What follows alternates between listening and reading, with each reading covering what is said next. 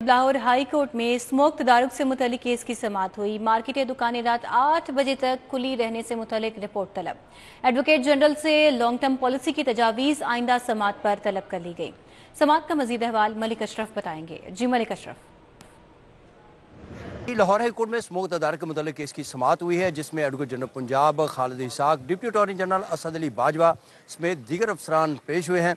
अदालत ने जो माहौलियाती आलूदगी की जो सबसे बड़ी वजह है वो गाड़ियों का रश और उनका धुआं करार दिया है। इस वक्त हमारे साथ मौजूद हैं एडवोकेट जनरल खालिद इसाक, उनसे बात करते हैं। खालिद साहब बताएं कि आज जो समाअत हुई जिसमें आपने कुछ तजावीज़ भी दिए हैं, समाअत के हवाले से कहा गया?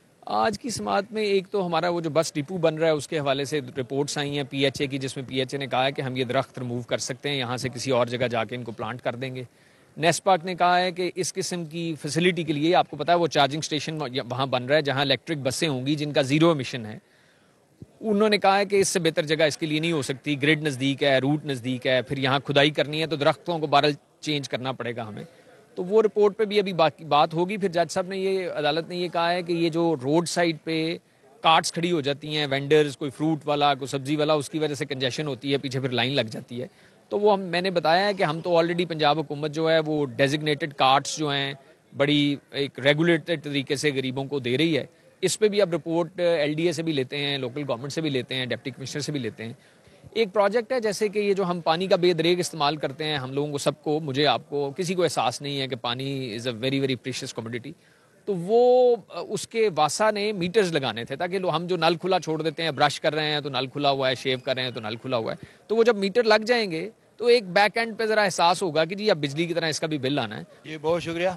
अदालत ने कहा है कि आइंदा समाअत पे जो मंगल को अदालत ने करार दिया है कि वो होगी, जिसमें हुकूमत की जो लॉन्ग टर्म पॉलिसी है उस वाले से अदालत को आगाह किया जाए। ये भी अदालत ने कहा है कि जो 8 बजे के बाद कमर्शियल मार्केट्स और दुकानें आती हैं उस वाले से भी। मलिक अशरफ आपका बहुत शुक्रिया। बात की जाए धुआं छोड़ती गाड़ियों की चेकिंग के हवाले से, तो गाड़ियों की चेकिंग के लिए गैस इमिशन एनालाइजर स्क्वाड तश्कील। पंजाब की तारीख में पहली मरतबा गैस इमिशन एनालाइजर की खरीदारी कर ली गई। पंजाब हुकूमत ने गैस इमिशन एनालाइजर की खरीदारी के लिए 27 करोड़ मंजूर किए हैं। मजीद जानेंगे इस बारे में राव दिलशाद हुसैन से। जी राव दिलशाद, अपडेट कीजिएगा। बिल्कुल जी, स्मोग ने शहरियों की ज़िंदगी अजीरन की, लेकिन इसका सबब बनने वाली सबसे ज़्यादा जो गाड़ियां हैं और इन गाड़ियों के किस गाड़ी से किस नौयत का धुआं निकलता है और स्मोग में कितनी कंट्रीब्यूशन करता है, इस हवाले से चेकिंग का कोई मेकनिज़म मौजूद नहीं था। मैनुअल चेकिंग की जाती थी गाड़ियों की। और अब इस हवाले से आपको बताएं कि पंजाब हुकूमत ने चूँकि फैसला किया था कि 40 गैस एमिशन एनालाइजर खरीदे जाएंगे, जिनकी खरीदारी का अमल मुकम्मल कर लिया गया है। महकमा ट्रांसपोर्ट को इस ज़िमन में 27 करोड़ रुपए जारी किए गए थे, जिनमें से 20 करोड़ रुपए जारी जो वो खर्च हुए और चाइनीज कंपनी से जो है वो गैस एमिशन एनालाइजर जो है वो खरीद लिए गए, जबकि अब चाइना से डिस्पैच भी लाहौर के लिए कर दिए गए हैं। आपको बताएं कि 15 जनवरी को गैस एनालाइजर जो है वो यहाँ पर पहुँच जाएंगे, जिसके बाद 40 गाड़ियों पर मुश्तमिल स्क्वाड्स जो हैं वो मुरतब किया जाएगा, जो कि तैयार कर लिए गए हैं। इस नए सिस्टम के तहत होगी और गैस एमिशन सिस्टम के हवाले से गाड़ियां खरीद ली गई हैं, गैस एमिशन एनालाइजर भी खरीद ली गए हैं, जो कि 15 जनवरी तक यहां पर पहुंचेंगे और उसके बाद इस स्क्वाड्स को जो है वो, इन तमाम स्क्वाड्स को जो है वो तमाम चौक चौराहों में और एंट्री एग्जिट पॉइंट्स पर डिप्यूट भी कर दिया जाएगा। जी राव दिलशाद, आपका बहुत शुक्रिया। प्लास्टिक प्रोड्यूसर सप्लायर्स की रजिस्ट्रेशन ऑनलाइन करने का फैसला, प्लास्टिक कलेक्टर्स रिसाइकलर्स की रजिस्ट्रेशन भी ऑनलाइन करने का फैसला सामने आ गया। रजिस्ट्रेशन करके प्लास्टिक इंडस्ट्री का डाटा एक जगह इकट्ठा किया जाएगा। इस तरीकाकार के बारे में तफसीलात कोमल असलम से जानते हैं। कोमल, अपडेट कीजिएगा।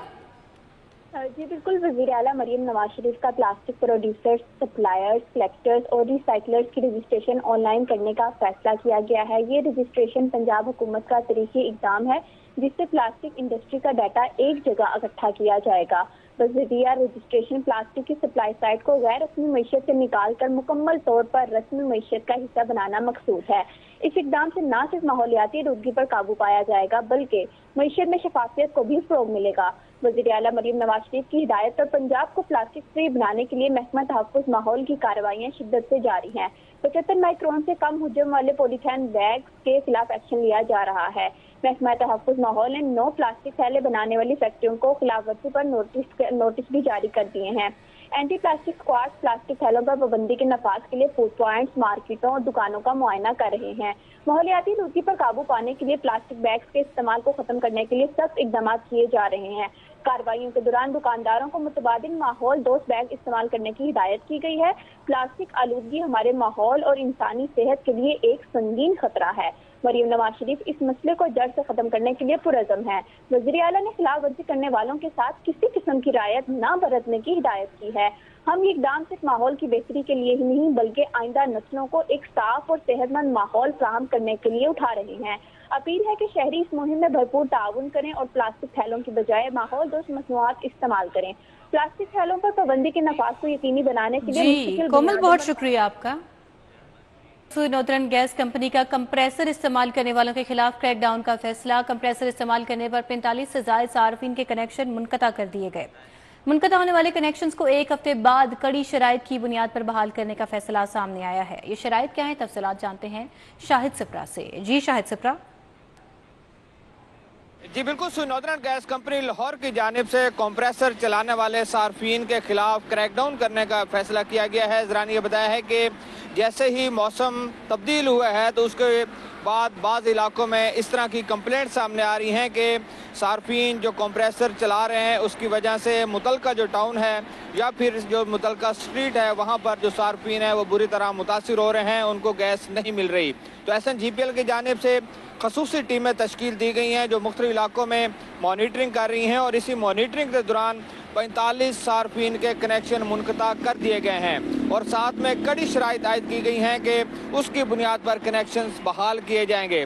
सबसे पहले शर्त ये रखी गई है कि जैसे ही कनेक्शन मुनक़ता होगा और उसके बाद अगर सारिफ अपना कनेक्शन बहाल करवाना चाहता है तो उसका केस मुकम्मल करके मुतलका रीजन के जनरल मैनेजर के पास भिजवाया जाएगा और अगर GM की जानिब से उसकी मंजूरी दी जाती है तो बहाल किया जाएगा। लेकिन उसके साथ ये भी कहा गया है कि कंप्रेसर मशीन SNGPL को जमा करवानी होगी। कंप्रेसर के साथ साथ जो सारिफ है इसको ये भी हलफनामा जमा करवाना होगा कि वो आइंदा कंप्रेसर इस्तेमाल नहीं करेगा। हलफनामा जमा करवाने के बावजूद अगर सारिफ की जानिब से कंप्रेसर का इस्तेमाल किया जाता है तो मुसलसल 3 माह तक कनेक्शन को बहाल नहीं किया जाएगा। बहुत सारे ऐसे इलाके हैं जहां पर प्रेशर के साथ गैस दी जा रही है, लेकिन अगर कहीं पर प्रेशर की कंप्लेंट आ रही है तो SNGPL को उस हवाले से आगाह करें। स्पेशल टीमें प्रेशर के बढ़ाने के लिए भी मुख्तस की गई हैं, वो जाएंगी कंप्लेंट का अजाला करेंगी। शहर के यूटिलिटी स्टोर्स पर अशिया ज़रूरिया की अदम दस्तयाबी।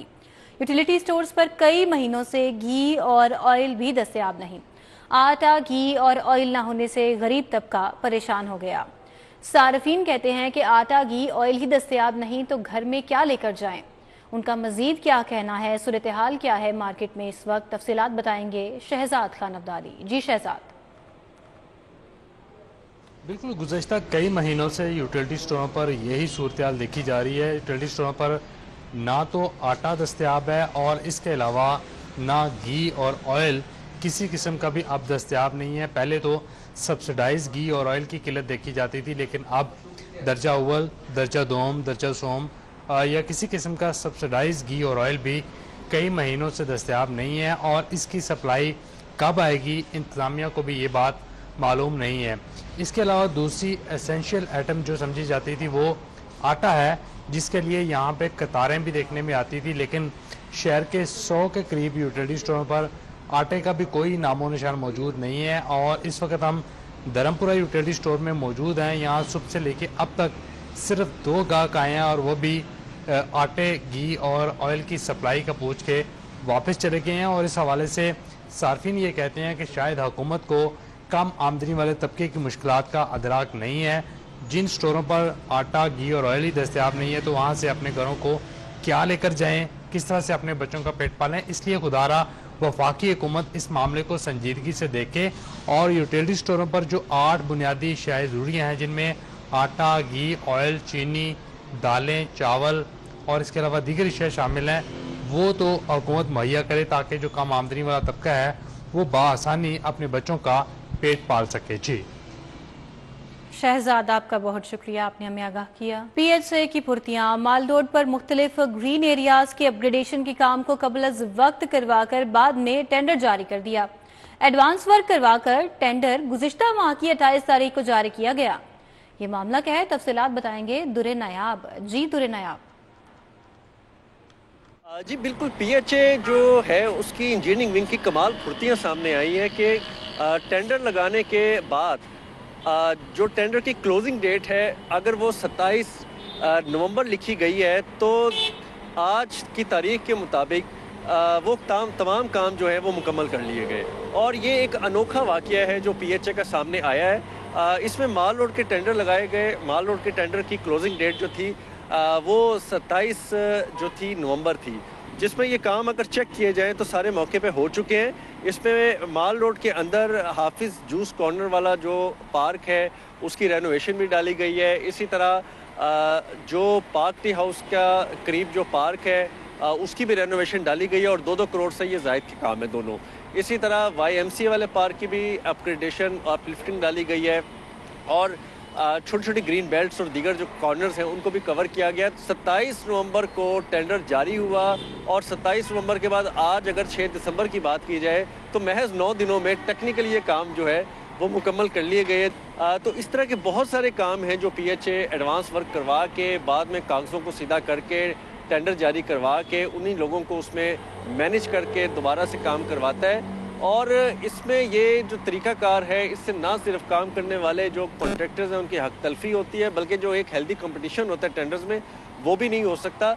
और पीएचए के अगर आज इंजीनियरिंग विंग का ऑडिट किया जाए तो इस तरह के बेशतर काम निकलेंगे जिसमें बेज़ाब्तियाँ और जो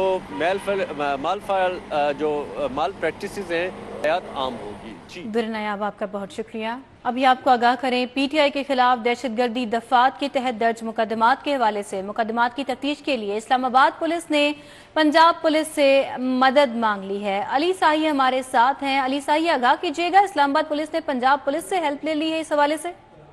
जी बिल्कुल, 25 और 26 नवंबर को पीटीआई के जो मुजाहिदीन थे उनकी जानब से इस्लामाबाद में पुरतशद्दद मुजाहरे किए गए, जिसमें इस्लामाबाद पुलिस की जानब से दहशतगर्दी दफात के तहत मुतअद्दिद मुकदमात दर्ज किए।